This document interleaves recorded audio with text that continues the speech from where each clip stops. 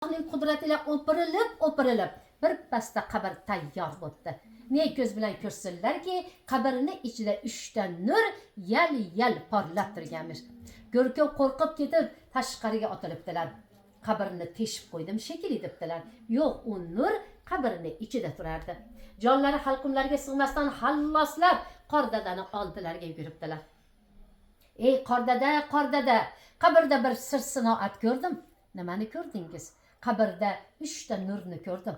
Nurni bayon qiling. Nurning har bittasini yorug'ligi kundan da ziyoda, nuri quyoshdan da ziyoda. U o'zi kim qabri? Falon mahalladagi 72 ga kirgan onani qabri debdilar. Qordada miyig'larda kulibdilar. Xuddi o'sha yerga meni janozaga chaqirishgan.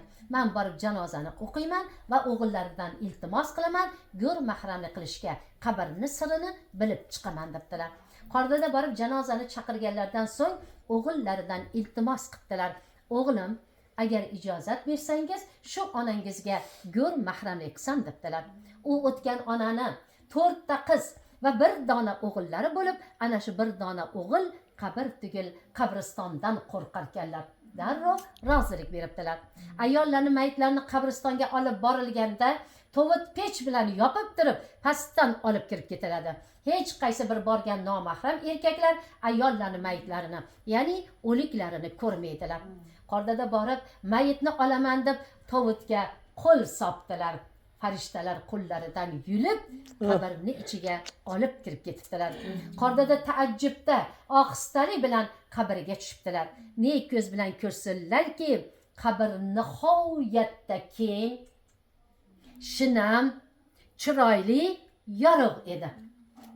3 ta nur yal nurini sochib porlab turardi.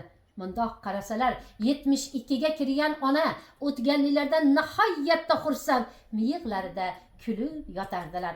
Qordada mayitni to'g'rilab, qabrni berkitib chiqib, birinchi bo'lib o'g'illarini so'roqqa tutdilar. O'g'lim, onangizni tirikliklarida amallari nima edi debdilar. O'g'illari yig'lab turib, onamni nihoyatda qalblari keng edi debdilar.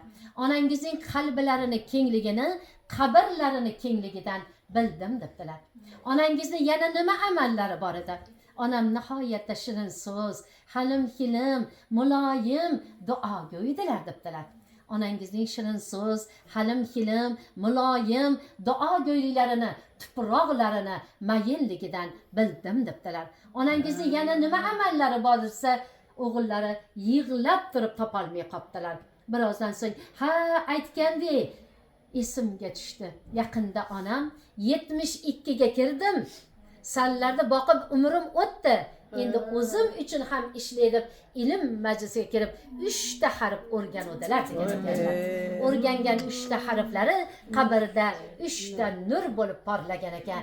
Ya Robbi, hammamizni qo'limizga Qur'on, qalbimizga iymon, tillarimizga hamd va sano shukrni bergin. Qo'limizdagi Qur'onimizni jannatinga hujjat, do'zaxinga qalqon